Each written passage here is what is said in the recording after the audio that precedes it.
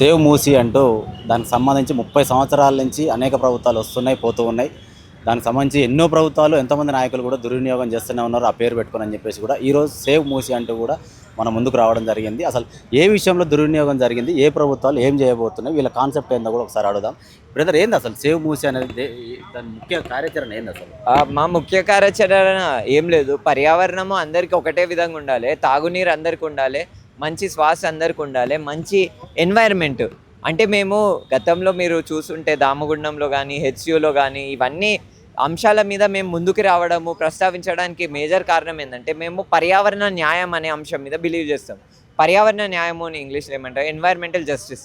Environment అంటే ఏంటంటే మన పరిసరంలో ఉన్న పరిస్థితులని మనం ఎన్వైర్మెంట్ అని అంటాం.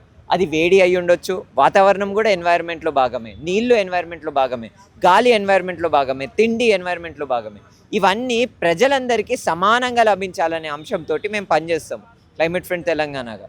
మేము సేవ్ మూసీ మూవ్మెంట్ అనే ఉద్యమంలో ఎందుకు భాగమైనామనంటే, మూసీ నదిలో కాలుష్యం జరగడం వల్ల మనకి విపరీతమైన నష్టం జరుగుతుంది. అసలు మూసీ నదిలో కాలుష్యం జరగడానికి కారకులు ఎవరు? పొల్యూషన్ కంట్రోల్ బోర్డు కాదా? జిహెచ్ఎంసీ కాదా? ఇప్పుడు జిహెచ్ఎంసీని ఇంకా 3 ముక్కలు చేసిర్రు, 3 ముక్కలు చేసిర్రు మొత్తానికి.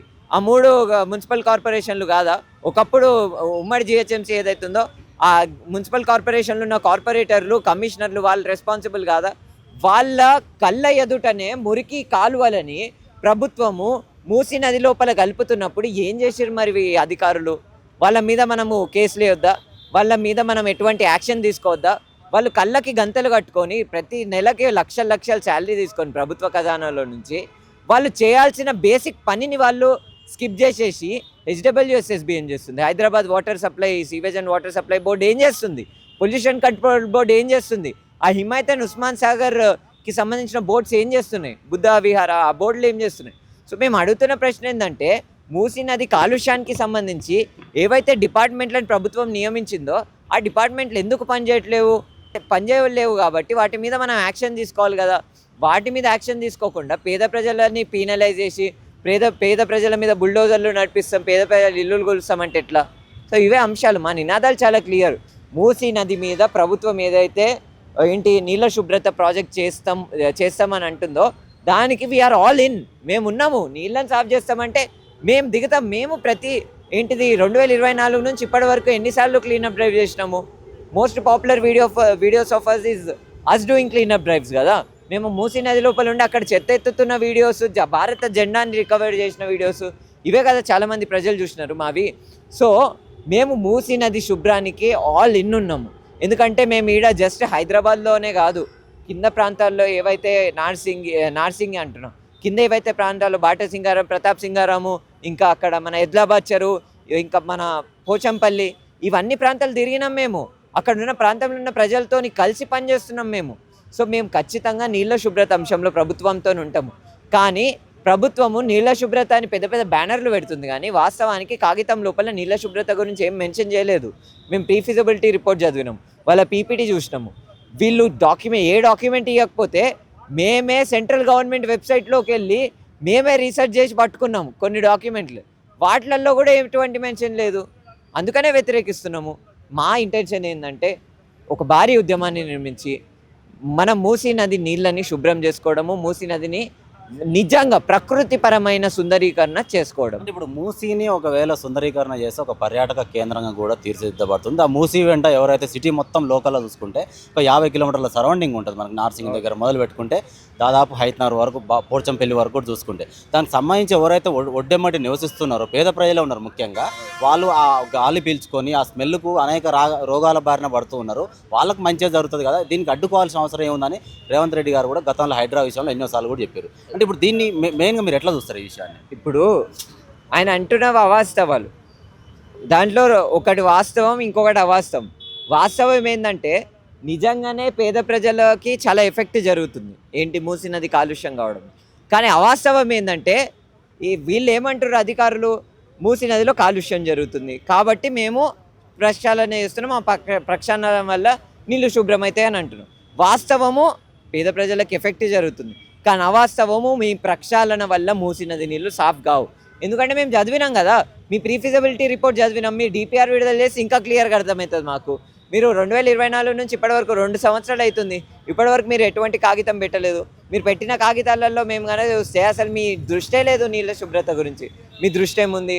ఎట్లా మనము ఏంటిది సిమెంట్ ఇద్దాము, ఎట్లా మనం కాంట్రాక్టర్కి ఇద్దాము, ఎట్లా మనం డబ్బులు దోచుదాము, ఇవే ఉన్నాయి.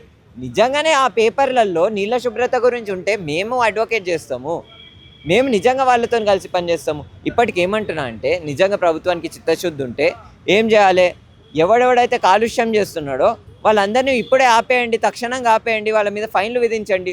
పూణేలో 500 కోట్లు ఫైన్ విధించిండ్రు. అక్కడ ఉన్న irrigation department Pune municipal corporation మీద 500 కోట్లు ఫైన్ విధించింది. ఎందుకు? అది కొన్ని సంవత్సరాల నుంచి మురికి నీళ్ళని మూలామూత నదిలో కలుపుతుంది కాబట్టి పూణే మున్సిపల్ కార్పొరేషన్ మీద 500 కోట్ల ఫైన్ ఉంది. మరి మన కార్పొరేషన్ మీద మన ప్రభుత్వ డిపార్ట్మెంట్లు ఎట్లా పనిచేస్తున్నాయి?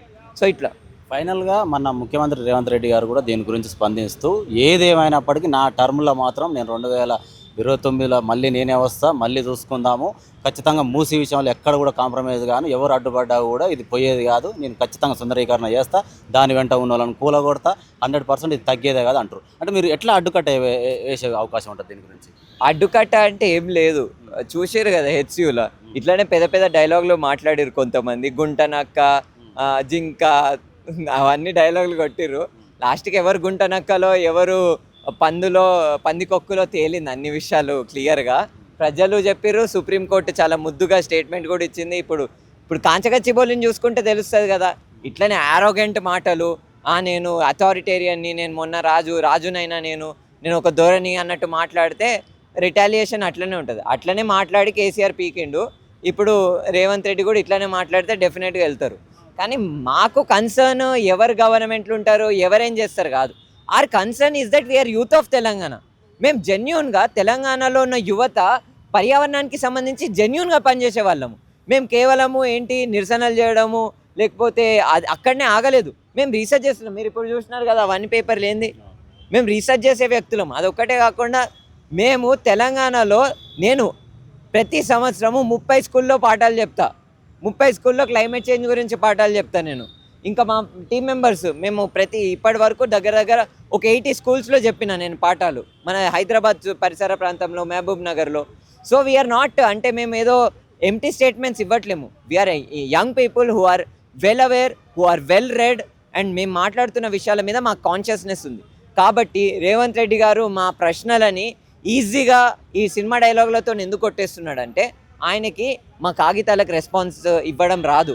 ఆయనతోటి ఉన్న బ్యూరోక్రాట్స్కి ఇప్పుడు ఎందుకు ఎంఆర్డీసీఎల్ దగ్గర దమ్ము ఉంటే ఎంఆర్డీసీఎల్ చైర్మన్ దగ్గర ఇప్పటికీ ఛాలెంజ్ విసురుతున్న MRDCL chairman, if you have the courage and if you are really true, మీరు ట్రూత్తో నిల్చున్నారని అంటే మా ఆర్టీఐలకు రిప్లై ఇవ్వండి.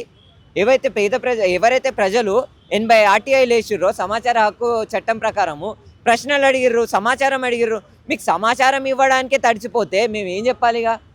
అరే మీరు బ్యూరోక్రాట్స్ బై, సరే పొలిటీషియన్